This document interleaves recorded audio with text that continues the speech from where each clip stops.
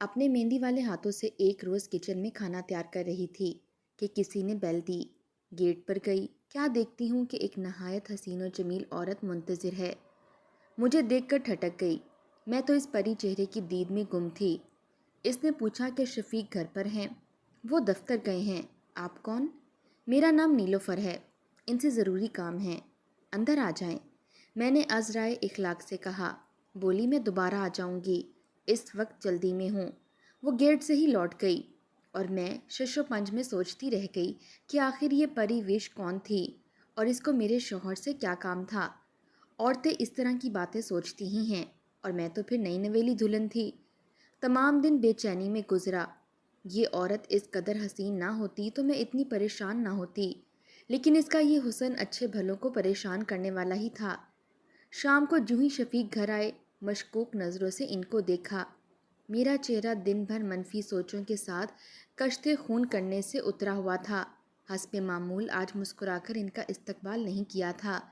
میرے چہرے کی طرف دیکھ کر کہنے لگے، ناز کیا بات ہے، کچھ پریشان لگ رہی ہو، خیر تو ہے؟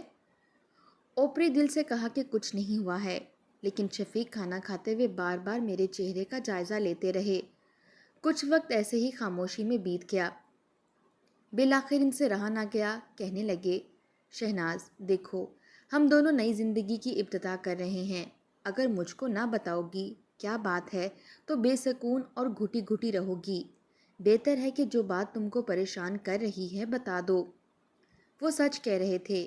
ان کے لہجے میں شہد جیسی مٹھاس تھی جس نے میرے دل کو گداز کر دیا۔ میں پھوٹ پھوٹ کر رونے لگی۔ انہوں نے بڑی مشکل سے مجھے چپ کرایا۔ میں نے ان کو بتا دیا کہ آج ایک بہت خوبصورت لڑکی آپ کے بارے میں پوچھنے آئی تھی، لیکن اس نے اپنے بارے میں کچھ نہیں بتایا اور نہ تعارف کرایا، اور میرے دل میں وسوسوں کے کانٹوں بھری فصل ہو کر چلی گئی۔ اگر آپ کی کوئی رشتہ دار ہوتی تو ضرور اپنا تعارف کرواتی۔ کون تھی وہ؟ بے اختیار انہوں نے کہا، شادی سے پہلے تو میری زندگی میں کبھی کوئی حسین عورت نہیں آئی، اب شادی کے بعد کون آ گئی؟ کیا اس نے اپنا نام بھی نہیں بتایا؟ بتایا تھا، نیلوفر نام لیا تھا۔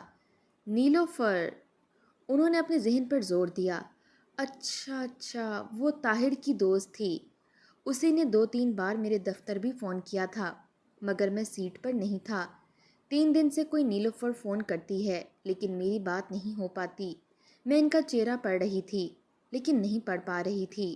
تبھی وہ بھی افسردہ ہو گئے، یہاں تک کہ آنسوں نے میرے چہرے کو بھگو دیا۔ شفیق نے رومال سے میرے آنسوں کو خشک کیا اور بولے، آؤ میرے پاس بیٹھ جاؤ اور آرام سے میری بات سنو۔ دیکھو، اعتبار قیمتی اثاثہ ہوتا ہے جو میاں بیوی کی کامیاب زندگی کی بھی ضمانت ہوتا ہے۔ اب میں تم کو نیلوفر کے بارے میں بتاتا ہوں۔ تم تو جانتی ہو ملازمت میں ایسا ہوتا ہے، ایک جگہ سے دوسری جگہ ٹرانسفر ہو جاتے ہیں۔ ان دنوں میری بھی لاہور تبادلی ہو گئی، وہاں کسی سے واقفیت نہ تھی۔ سب سے بڑا مسئلہ میرے لیے رہائش کا تھا۔ دفتر سے نزدیک جو گھر تھے وہ کرائے کے لحاظ سے بہت مہنگے تھے۔ دور سستے مکان ملتے تھے تو دفتر آنے جانے کی دقت تھی۔ اسی سوچ میں خاموش بیٹھا تھا۔ یہ میرا دفتر میں پہلا دن تھا۔ ساتھ والی نشست پر ایک شخص نے نوٹ کیا کہ میں کسی پریشانی میں گم ہوں۔ تبھی اس نے مجھ کو مخاطب کیا، بھائی صاحب کیا بات ہے؟ ہم کو پریشانی بتائیے گا تو آپ کی مدد کریں گے۔ میں نے کہا کہ بھائی، میں یہاں ٹرانسفر ہو کر آیا ہوں، اب رہائش کا مسئلہ ہے، اس شہر میں کوئی واقف بھی نہیں ہے۔ میری بات سن کر وہ ہنس پڑا، کہنے لگا، بھلا یہ بھی کوئی مسئلہ ہے؟ رہائش اور کھانے کی ذمہ داری میری سمجھو، اور کوئی بات؟ بس، اور کوئی بات نہیں ہے، اور کیا چاہیے بھلا؟ یہ میری طاہر سے پہلی ملاقات تھی۔ ان دنوں میرے پاس سواری بھی نہیں تھی۔ اس نے چھٹی کے وقت مجھے اپنی گاڑی پر بٹھایا اور گھر لے گیا۔ آفس سے تھوڑی ہی دور اس کا مکان تھا۔ یہ اس کے ماموں کا بنگلہ تھا جو بیرون ملک گئے ہوئے تھے۔ اب یہ طاہر کے استعمال میں تھا۔ طاہر یہاں اکیلا رہتا تھا اور کھانا بھی خود پکاتا تھا۔ ہم نے کھانا کھایا۔ وہ کھانا پکانے کا ماہر ہو چکا تھا۔ میں نے کھانے کی تعریف کی تو بولا، 8 سال سے گھر سے دور اکیلا ہی رہتا ہوں، کوکنگ میں ماہر ہو گیا ہوں۔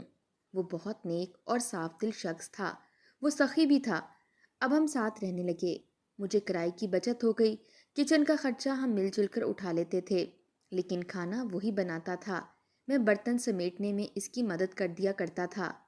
ایک روز میں نے اسے کہا کہ طاہر 2 ماہ ہو چکے ہیں، تم مجھ پر خرچہ کرتے ہو، کرایہ بھی نہیں لیتے اور کھانا بنانے کی زحمت بھی اکیلے برداشت کرتے ہو، اپنی گاڑی پر مجھ کو آفس لاتے لے جاتے ہو، کم از کم پیٹرول کے پیسے مجھ سے لے لیا کرو اور میں اپنے کام بھی خود کروں گا۔ کہنے لگا، یار کیسی باتیں کرتے ہو، دوستی میں اس قدر حساب کتاب نہیں چلتا، آئندہ اس قسم کی بات مت کرنا ورنہ میں تم سے ناراض ہو جاؤں گا۔ اس نے اس قدر خلوص سے کہا کہ میرے دل سے بوجھ اتر گیا۔ وقت اچھا گزر رہا تھا کہ ایک روز جب کہ وہ کسی کام سے باہر گیا ہوا تھا، دروازے پر دستک ہوئی تو سامنے اتنی خوبصورت لڑکی کھڑی تھی کہ میں مبہوت رہ گیا۔ اس نے طاہر کا پوچھا، میں نے بتایا کہ وہ کام سے گیا ہوا ہے۔ لڑکی نے دوسری کوئی بات نہ کی، اپنا نام بتا کر چلی گئی۔ وہ شام کو لوٹا، میں نے بتایا کہ ایک لڑکی آئی تھی، اس نے اپنا نام بتایا اور چلی گئی۔ وہ میری کالج کی کلاس فیلو ہے، ہم شادی کرنا چاہتے ہیں لیکن اس کے گھر والے نہیں مانتے، جبکہ انہیں نیلوفر نے ضد کی ہے کہ وہ شادی مجھ سے ہی کرے گی۔ میرے والدین کئی بار رشتے کے لیے اس کے گھر جا چکے ہیں، اس کے والدین سے کافی محنت سماجت بھی کی ہے، وہ لوگ راضی نہیں ہو رہے، اسی پریشانی میں آئی تھی۔ وہ کیوں نہیں راضی؟ وہ اس کی شادی اس کے کزن سے کرنا چاہتے ہیں جو لندن پڑھنے گیا ہوا ہے، وہ دوبارہ آئے گی، ذرا دھیان رہے۔ اگلے روز وہ پھر آئی، میں دوسرے کمرے میں چلا گیا، وہ اپنے مسئلے پر باتیں کرنے لگے۔ نیلوفر کہہ رہی تھی کہ ابو تو مانتے ہی نہیں، اب کیا کرنا ہے، تم ہی صلاح دو کہ کیا کریں۔ لو، تم تو مجھ سے بس پوچھتے ہی رہ جاؤ گے اور ابو میری شادی کر دیں گے۔ تم نے تو ابھی تک کچھ کیا ہی نہیں، کئی بار اپنے والدین کو رشتے کے لیے تمہارے گھر بھیجا ہے، اب اور کیا کروں؟ تاریخ طے ہو چکی ہے اور باقر لندن سے آ رہا ہے۔ اف، میں تو مر ہی جاؤں گی۔ مرنا کیا ہے، والدین کی فرما بردار رہو، کر لو شادی، میں تم کو بھگانے سے تو رہا۔ نیلوفر پھر پریشان چلی گئی، طاہر بھی افسردہ ہو گیا۔ میں نے دوست کو دلاسا دیا کہ خاطر جمع رکھو، میں دوست ہوں، کسی دن کام آؤں گا، تمہارے مسئلے کا کوئی حل سوچتے ہیں۔ طاہر نے بتایا کہ نیلوفر کے بھائی کے لیے کسی اچھے ٹیوٹر کی ضرورت ہے، انہوں نے اخبار میں اشتہار بھی دیا ہے، اگر تم اخبار کے دیے نمبر پر فون کرو، کیا خبر بات بن جائے۔ اس نے نمبر دیا اور میں نے فون کر دیا، خوش قسمتی سے انہوں نے مجھ کو گھر پر ملنے کا وقت دے دیا۔ میرا انٹرویو نیلوفر کی والدہ نے لیا اور مجھ کو بطور ٹیوٹر رکھ لیا گیا۔ اس طرح میری ان سے رائے رسم ہو گئی۔ روز شام کو طاہر کی خاطر نیلوفر کے بھائی کو ٹیوشن پڑھانے جانے لگا۔ اس کے والدین مجھ کو اچھا جانتے تھے، والد سے جب سامنا ہو جاتا محبت سے بات کرتے اور سلام دعا کر لیتے۔ میں ان سے بات کرنے کے لیے موقع کی تلاش میں تھا۔ ایک روز وہ گھر آئے تو میں اپنے شاگرد کے انتظار میں بیٹھا تھا، وہ نماز پڑھنے گیا ہوا تھا۔ اس کے والد میرے پاس آ کر ڈرائنگ روم میں بیٹھ گئے اور اپنائیت سے باتیں کرنے لگے۔ پوچھا، کہاں جاب کرتے ہو اور کہاں رہتے ہو؟ میں نے سچ سچ بتا دیا، اپنے کولیگ طاہر کے پاس رہتا ہوں۔ موقع غنیمت تھا، میں نے طاہر کی تعریفیں شروع کر دیں، یہ بھی کہہ دیا کہ بہت نیک اور شریف نوجوان ہے، اگر آپ ہمدردی سے اس کے بارے میں سوچیں تو بڑی مہربانی ہوگی، کیونکہ وہ میرا کولیگ ہے۔ یہ سن کر موصوف کے چہرے پر غصے کے آثار نمایاں ہو گئے، مگر ضبط کر گئے، جانے کیسے ضبط کی، ورنہ چہرہ تو بتا رہا تھا کہ میرے منہ پر تھپڑ مار دینا چاہتے ہیں۔ بہرحال قصہ مختصر، انہوں نے کہہ دیا کہ میں لڑکی کی منگنی میرے بھائی کے بیٹے سے کر چکا ہوں، آئندہ یہ بات کبھی مت کرنا۔ میں نے سمجھ لیا کہ یہاں طاہر کی دال گلنے والی نہیں ہے، لہٰذا خاموشی اختیار کر لی۔ سوچا کہ بیچارے طاہر کو یہ سب بتا کر کیا تکلیف پہنچاؤں کہ اس کے خوابوں کی تعبیر یہاں سے اب کبھی اسے ملنے والی نہیں تھی۔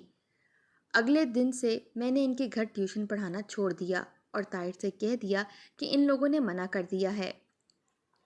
میں خود جانا نہ چھوڑتا تو بھی وہ مجھ کو گھر آنے سے منع کرنے والے تھے۔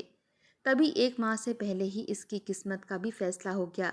اس کے والد نے باقر کے آنے کا بھی انتظار نہ کیا اور ٹیلی فون پر بیٹی کا نکاح پڑھوا دیا۔ اب نیلوفر کے گھر سے نکلنے پر بھی پابندی لگ گئی تھی۔ اس کی ملازمہ آ کر اس کا احوال بتاتی تھی۔ جب نکاح کے بارے میں ملازمہ نے طاہر کو بتایا تھا، اس نے عورت کی باتوں کو ضبط سے سنا، لیکن اس کے جانے کے بعد اپنی کن پٹیوں پر ہاتھ رکھ لیے، جیسے اس کے دماغ کی شریانیں پھٹنے والی ہوں۔ وہ اوندھے منہ بستر پر پڑ گیا۔ میری ہمت نہ ہو رہی تھی کہ اپنے دوست سے کلام کروں۔ رات کو بالآخر اس کے پاس جا بیٹھا اور کہا، طاہر، اللہ تعالیٰ کی مرضی جان کر قبول کر لو، کیونکہ اس کے آگے کسی کا زور نہیں چلتا۔ شاید اسی میں کوئی بھلائی ہو۔ اس نے کوئی جواب نہ دیا۔ کیا جواب دیتا؟ آج اس کے ارادوں کے محل زمین بوس ہو چکے تھے۔ اسے سمجھانا بیکار تھا۔ اس نے کھانا بھی نہ کھایا اور اپنے کمرے کو بند کر کے سو گیا۔ سویا کہ نہیں یہ تو میں نہیں دیکھ سکا۔ بہرحال آج وہ مکمل طور پر مایوس ہو چکا تھا۔ اس کے بعد وہ چپ چپ رہنے لگا۔ آفس جاتا، خاموشی سے کام کرتا۔ اس نے ہنسنا بولنا چھوڑ دیا۔ راستے میں مجھ سے بھی کلام نہ کرتا تھا۔ کھانا بھی کم کر دیا۔ بامشکل چند لقمے لیتا تھا۔ پھر وہ بیمار رہنے لگا۔ ایک دن اس نے مجھے بتایا کہ اس نے استعفیٰ دے دیا ہے کیونکہ اس کی والدہ بیمار ہیں، وہ گھر جا رہا ہے۔ اس نے مجھ سے کہا کہ تم بے شک ماموں کے مکان کی چابیاں رکھ لو اور یہاں رہتے رہو جب تک کہ وہ بیرون ملک سے لوٹ کر نہیں آ جاتے۔ میں نے کہا دوست میں بھی یہاں چند ماہ رہوں گا جب تک تبادلہ نہیں ہو جاتا۔ ٹھیک ہے، اگر تبادلہ ہو جائے مجھے اطلاع کر دینا، ورنہ چابیاں پڑوس میں دے دینا، میں ان سے لے لوں گا۔ اگلے روز وہ گاؤں چلا گیا۔ میں اس کو اڈے تک چھوڑنے گیا۔ اس کے 2-4 خطوط آئے تھے۔ آخری خط میں لکھا تھا کہ میں سعودیہ عربیہ جا رہا ہوں، میرا تبادلہ ہو گیا ہے۔ اس کے بعد اس کا کوئی خط مجھے نہیں ملا۔ اس کا پتہ بھی میرے پاس نہیں رہا ہے۔ اس واقعے کو 3 برس ہو گئے۔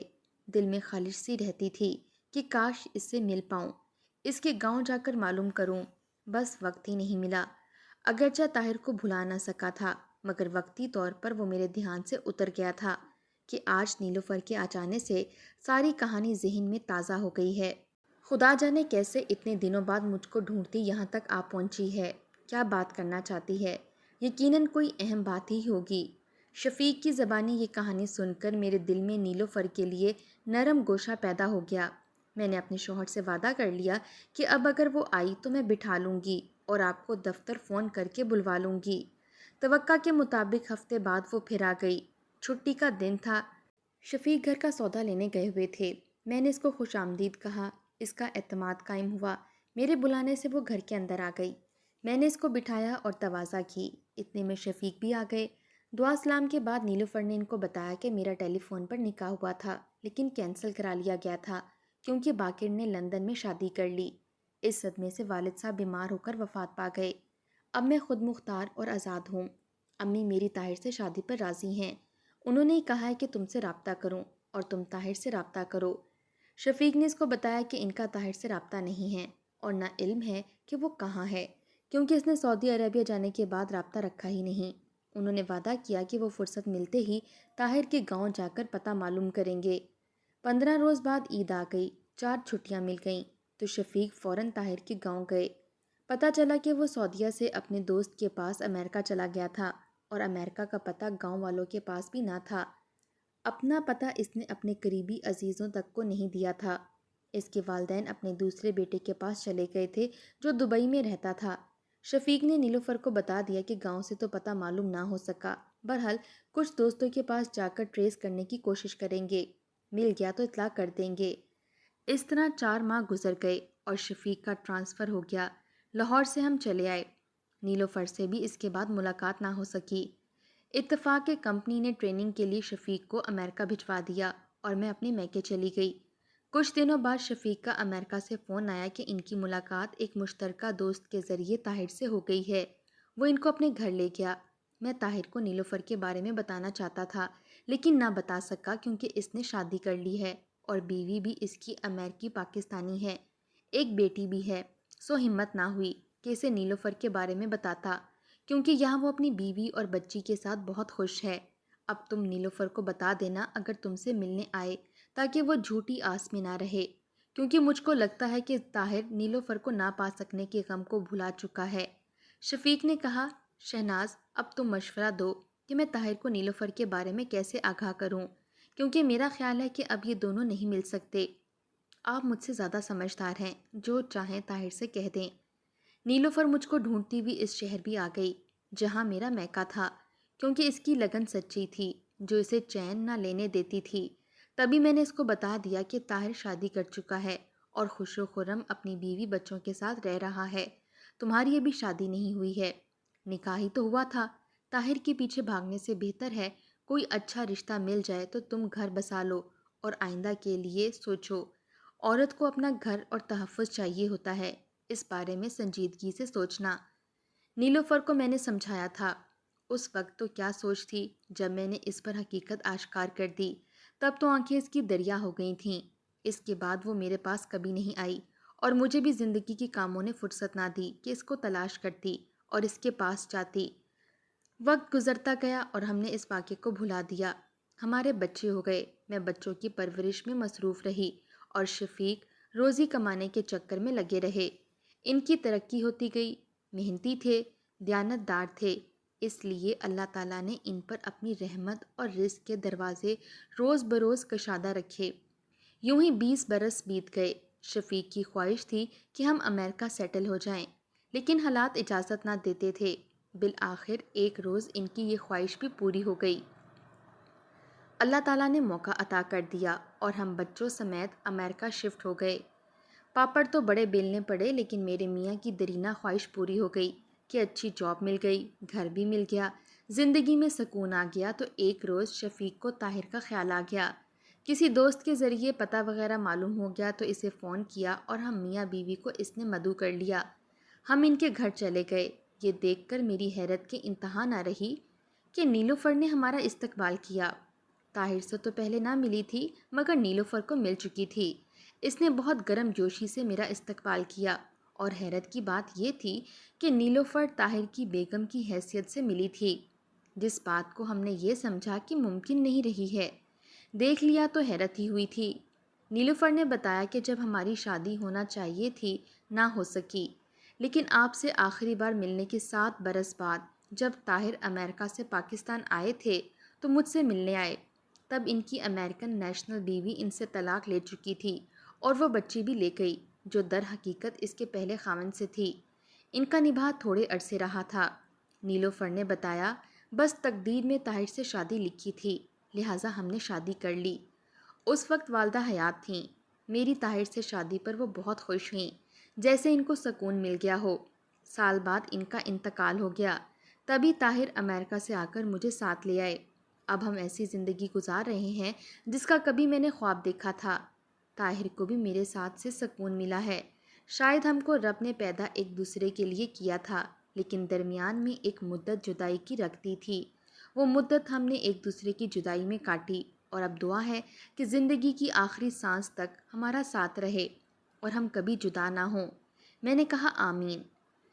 پھر اللہ نے تمہاری آرزو پوری کی، لیکن ایسا اس دنیا میں کم ہوتا ہے کہ کوئی ایک بار بچھڑ کر پھر اس طرح مل جائے جیسا کہ تم طاہر سے ملی ہو۔ شاید سچی لگن اسی کو کہتے ہیں۔ دوستو، بے شک جوڑے آسمانوں پر بنتے ہیں، اور محبت سچی ہو تو انسان مل ہی جاتا ہے، لیکن آج کے دور میں سچی محبت کم ہی ملتی ہے۔